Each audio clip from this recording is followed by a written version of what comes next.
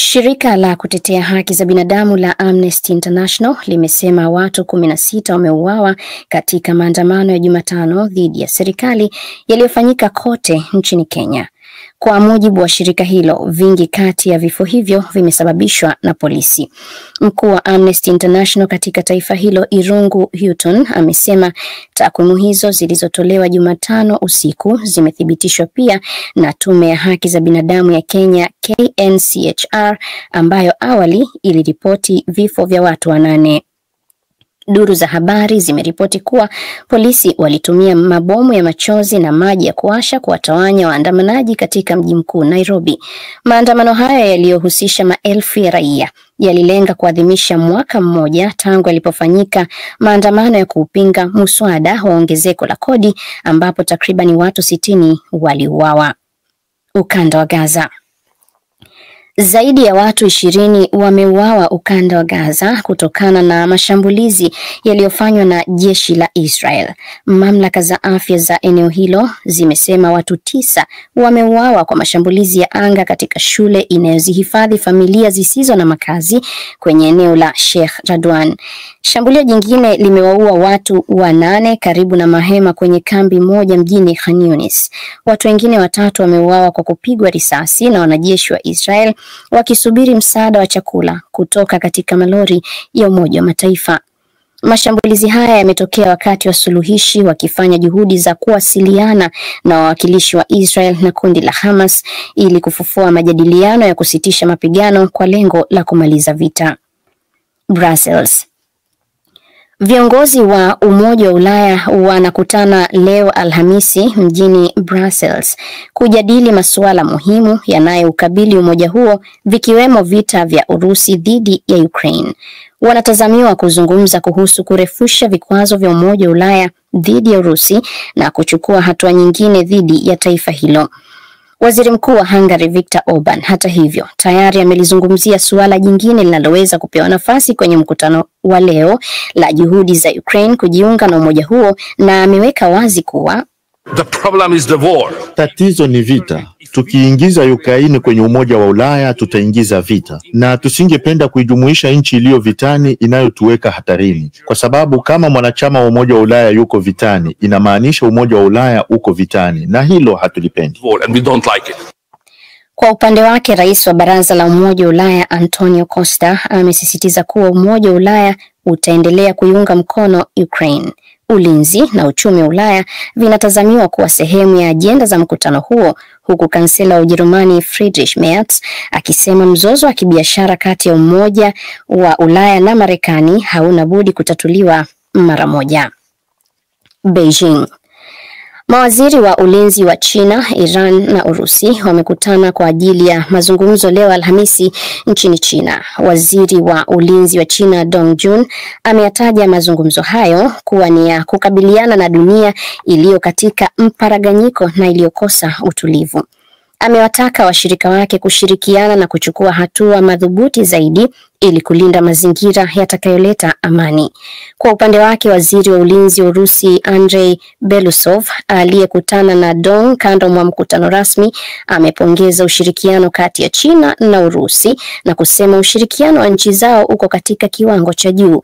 Majadiliano haya yanafanyika mjini Qingdao wakati mapatano ya kusitisha mapigano kati ya Israel na Iran yakiendelea kutekelezwa baada ya siku 12 za mapigano. Yanaendelea pia ikiwa ni siku moja baada ya viongozi wa jumuiya ya kujihami ya NATO kumaliza mkutano wao huko Uholanzi, ambapo nchi wanachama zimekubaliana kuongeza bajeti ya ulinzi. Hatimaye London. Juhudi za kutoa chanjo kwa watoto duniani zimekwama tangu mwaka 2010, hali inayowaweka mamilioni ya watoto katika hatari ya kupata maradhi yanayoweza kuzuilika. Jarida mashuhuri la masuala ya afya la Lancet la Ujerumani limesema magonjwa hayo ni pamoja na tetenasi, surua, polio na kifua kikuu. Tathmini ya jarida hilo imeonyesha kuwa juhudi za kuwakinga watoto dhidi ya surua, kwa mfano, ziliporomoka katika nchi 100 kati ya mwaka 2010 na 2019. Watafiti wa taasisi ya vipimo na tathmini ya afya ya chuo kikuu cha Washington walioshiriki kufanya tathmini hiyo wameweka wazi kuwa zaidi ya nusu ya watoto milioni 15.7 duniani ambao hawajapata chanjo kufikia mwaka 2023 walikuwa wakiishi katika nchi 8 pekee ambazo ni Nigeria, India, Kongo, Ethiopia, Somalia, Sudan, Indonesia na Brazil. Na huo ndio mwisho wa taarifa ya habari kutoka DW mjini Bonn. DW Dunia Yetu Leo Mchana. Asante Angela Mdungu kwa kutusomea taarifa hiyo ya habari. Msikilizaji, moja kwa moja tunaingia katika uchambuzi wa taarifa zetu hii leo. Watu 16 wameuawa nchini Kenya wakati wa maandamano ya kitaifa ya kupinga serikali ya William Ruto. Nchini Tanzania, chama cha upinzani Chadema kimetangaza kushirikisha kampuni za kisheria kubwa za nje baada ya kuwa na mashaka ya kutendeka haki Tanzania. Tanzania kama nchi ya kidemokrasia kwa mujibu wa ibara ya 3 tuwe na utamaduni wa kuzungumza masuala ya kisiasa badala ya kuyabadilisha masuala ya kisiasa kwa masuala ya kijinai. Na China imewakaribisha mawaziri wa ulinzi kutoka Iran, Urusi, India na nchi nyingine wanachama wa jumuiya ya SCO kwa mkutano wa ngazi ya juu. Moja kwa moja tuanzie huko nchini Kenya. Watu 16 wameuawa wakati wa maandamano ya kitaifa dhidi ya serikali nchini humo siku ya Jumatano, wengi wao wakiripotiwa kuuawa na polisi. Kwa mujibu wa mkuu wa shirika la kutetea haki za binadamu Amnesty Kenya, vifo hivyo vinatokea mwaka mmoja baada ya maandamano ya vurugu dhidi ya muswada wa kodi. Saumu Njama na taarifa zaidi. Mkurugenzi mtendaji wa Amnesty Kenya Irungu Houston amesema kuwa baadhi ya waandamanaji walikabiliana na polisi huku watu 16 wamethibitishwa kufariki. Houston amesema takwimu hizo zilithibitishwa kwa pamoja na shirika la Amnesty Kenya pamoja na tume ya kitaifa ya haki za binadamu KNHCR.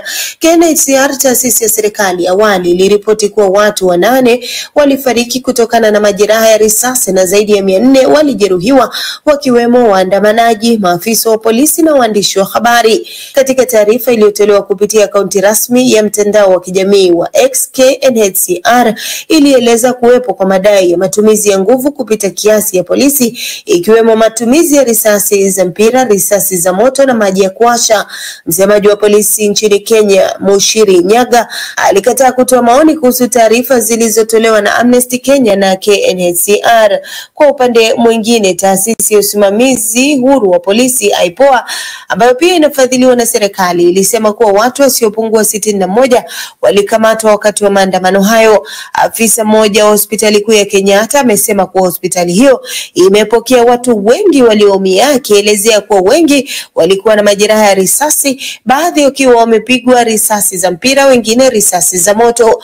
Kwa upande mwingine, kampuni ya kitaifa ya usambazaji umeme Kenya Power ilitangaza kuwa mmoja wa walinzi wake aliuawa kwa risasi alipokuwa kazini akilinda makao makuu ya kampuni hiyo jijini Nairobi. Hapo jana umati mkubwa wa waandamanaji ulionekana ukielekea Ikulu, makazi rasmi ya rais, katika matangazo ya moja kwa moja ya kituo cha televisheni cha NTV. Hata hivyo, NTV na KTN ziliondolewa hewani kwa muda baada ya kukiuka agizo la mamlaka ya mawasiliano ya Kenya la kusitisha matangazo ya moja kwa moja ya maandamano hayo. Vituo vyote viwili hata hivyo vilirejea hewani baada ya mahakama ya Nairobi kusimamisha utekelezaji wa agizo hilo. Vurugu zilishuhudiwa katika mji wa bandari wa Mombasa. Maandamano mengine yalifanyika pia katika mji wa Kitengela, Kisii, Matu na Nyeri. Licha ya maandamano ya mwaka jana kudhibitiwa baada ya Rais William Ruto kuondoa mapendekezo ya kupandisha ushuru, hasira za Wakenya dhidi ya matumizi ya nguvu na vitendo vya ukatili kutoka vyombo vya usalama zimeendelea kuongezeka. Ni taarifa yake Saumu Njama akieleza hali ilivyo huko nchini Kenya katika maandamano hayo ya kupinga serikali ya William Ruto. Tuingie sasa nchini Tanzania. Chama kikuu cha upinzani nchini humo Chadema kimetangaza kuwa kampuni ya kisheria Amsterdam and Partners LLP ya Marekani kwa sasa itakuwa na wajibu wa ushauri wa kisheria na uwakilishi katika kesi zinazokikabili chama hicho nchini Tanzania.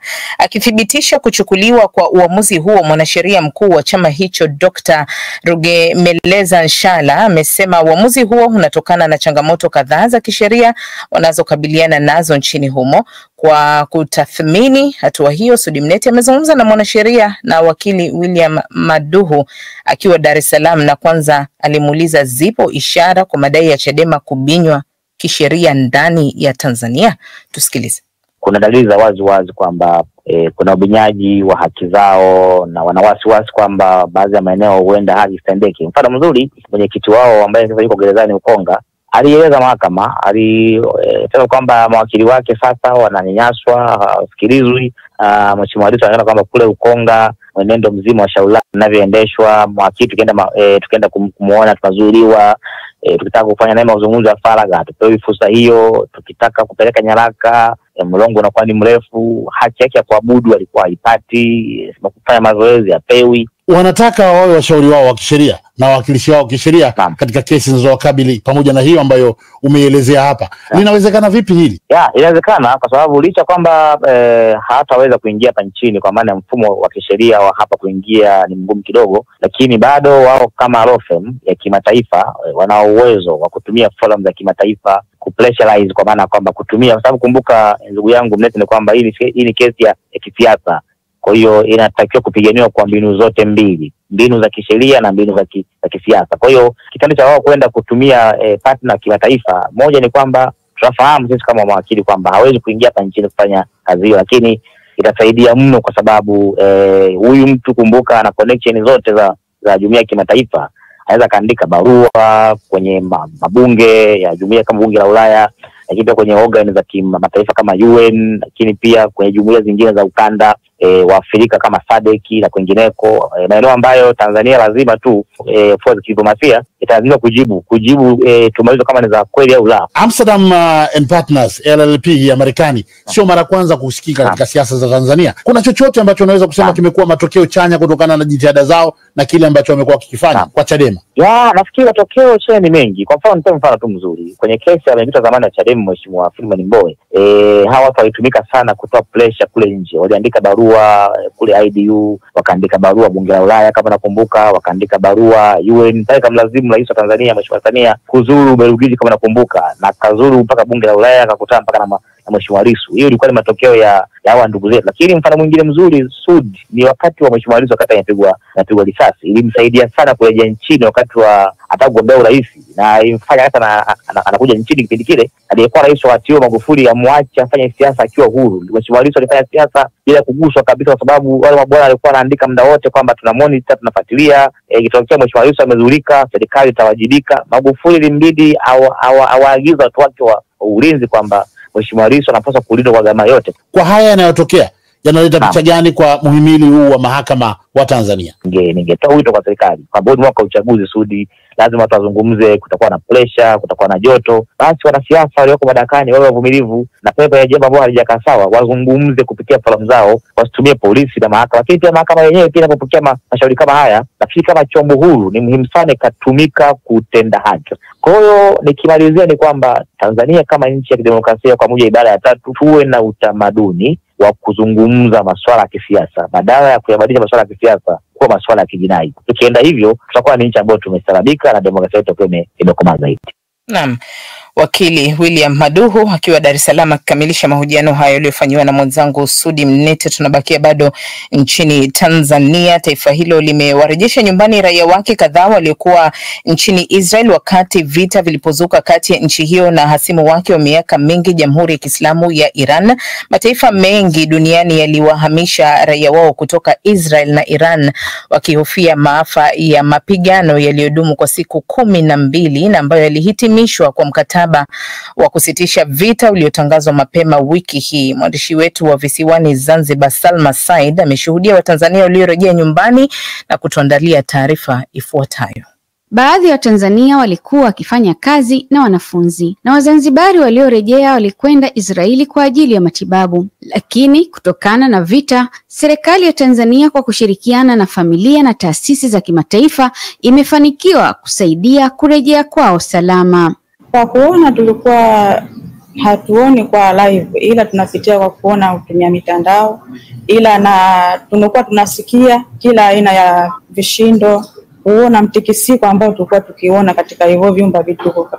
Wakizungumza huku wakisitasita kutokana na hofu, Hanifa Rashid Abbasi na Amina Sud walirejea nyumbani wakitokea nchini Israeli. Wanaelezea wasiwasi waliokuwa nao katika kipindi kigumu cha vita. Nashukuru Mungu kwa kufika kwetu Zanzibar salama salimini. Sisi tulikuwa tumeenda Israeli kwa ajili ya matibabu ya watoto wetu wenye maradhi ya moyo. Kutokana na hali ya mchafuko kutokea, nimeshukuru pia serikali yetu kutusaidia mpaka tulifika hapa. Tumefurahi, tumefika nyumbani salama, hali ya kuwa ambayo tulikuwa tumeanza kupoteza matumaini kwamba kweli tutarudi nyumbani salama. Tanzania imekuwa ikitumia fursa za matibabu ya moyo nchini Israeli kwa miaka 26 sasa, ambapo bado baadhi ya wagonjwa wapo nchini Israeli wakiendelea na matibabu, kama anavyothibitisha Daktari Omar Suleiman ambaye anashughulikia kitengo cha maradhi ya moyo Zanzibar. Hivi karibuni kuna wagonjwa wasiopungua 21 na wazazi wasiopungua 7 ambao wako kule nchini Israel kwa ajili ya matibabu ya moyo, na kutokana hii hali ya usalama ilivyoendelea, imebidi kwamba wagonjwa ambao wameshafanya matibabu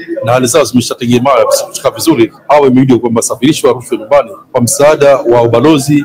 Kurejea kwa Watanzania hao kumegawanywa makundi mawili, ambapo kundi moja limerejea moja kwa moja Zanzibar na jengine jijini Dar es Salaam. Kaimu mkurugenzi idara ya mambo ya nje Zanzibar, Ali Suleiman Ali, anaelezea uamuzi wa serikali na namna wengine watakavyorudi.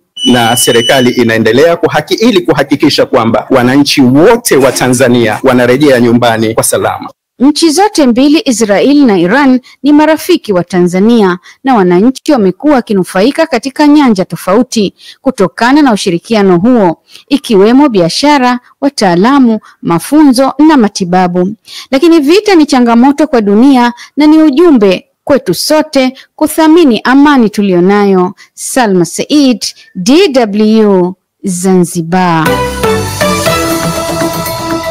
DW tunavuma kwa kishindo.